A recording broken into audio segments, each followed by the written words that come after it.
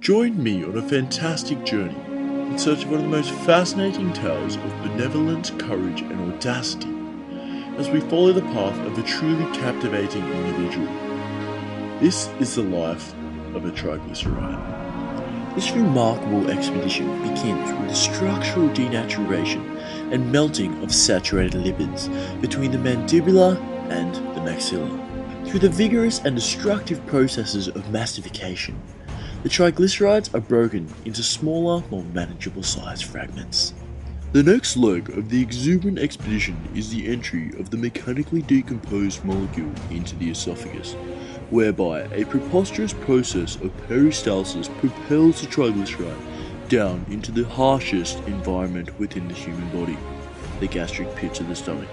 However, little fat digestion actually occurs between the inhospitable acidic rugae of the stomach, and the fat quite literally floats above the catalytic chyme being digested in the lower parts of the antrum. The stomach analogously releases gastric inhibitory peptides, signaling a deceleration of the digestion in order to facilitate the adequate treatment of the triglyceride. The triglyceride patiently waits its turn to depart through the permissive pyloric sphincter, entering what is understood to be the chief cylinder of catalysis and captivation, the small intestine.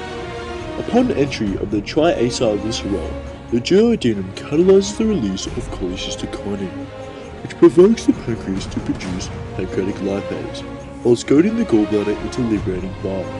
The astoundingly apathetic bile salts act to emulsify the aggregated triglycerides, allowing the opportunistic pancreatic lipase to pounce upon its prey. The lipase devours the delicious triglycerides, ferociously tearing the fatty acyl group from the glycerol backbone at the C1 and C3 orientations. The amputated and debilitated monoglyceride is further bombarded by bile, inducing the formation of the magnificent structure referred to as micelles. As the micelle interacts with the benevolent brush-borne enterocytes, yet another lytic lipase is released from the intestinal epithelium, inducing the final fatal blow to the monoglyceride, cleaving its final fatty acyl chain from the glycerol backbone at the C2 location. After all of its exuberant efforts in prolonging the preservation of the monoglyceride, the micelle is left behind upon entry of the fatty acyl chains and the glycerol backbone through simple diffusion and fatty acid transporters into the small intestine enterocytes. Upon entry of the digested macromolecules into the small intestine epithelium, the fatty acyl chains are sent directly to the smooth endoplasmic reticulum for processing, whereby in an unexpected turn of events, they are astoundingly resynthesized back into triglycerides. These newly rejuvenalized lipids are transported via vesicular conveyance to the post office of the cell, the Golgi apparatus. Within this organizing organelle, the fats are packaged with cholesterol and lipoproteins to facilitate the formation of chylomicrons.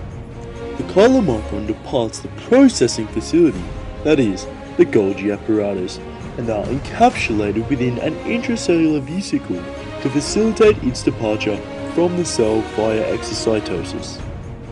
The long-awaited escape from the enterocyte occurs at the basolateral membrane, whereby the triglyceride transporting chylomicron enters the lacteal and is transported along the lymphatics and into the vast network of vasculature. The chylomicrons convey their cargo throughout the extensive cardiovascular circuits until their eventual arrival at the capillaries within the advantageous adipocytes, the muscular myocytes, and the heroic hepatocytes.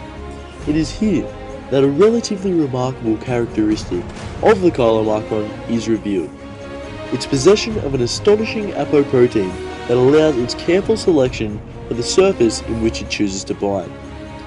This surface molecule, apoprotein C2, is specifically recognized by lipoprotein lipase molecules upon the surface of the epithelial cells.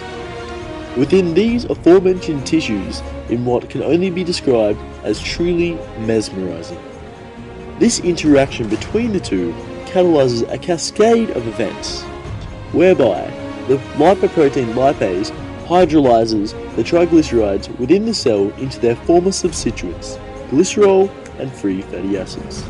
The acyl chains are encapsulated into the encompassing cells through simple diffusion. However, the glycerol molecule is presented with two contrasting options: to either enter the cell and undergo gluconeogenic or glycolytic pathways, or instead stay in the bloodstream to contribute towards the ever-fluctuating levels of blood glucose. Within the cell, the fatty acyl chains have a similar crossroads in which to embark, whereby they can either undergo catalysis through beta oxidation or anabolic processing in the synthesis of new triglycerides, phospholipids, or sphingolipids.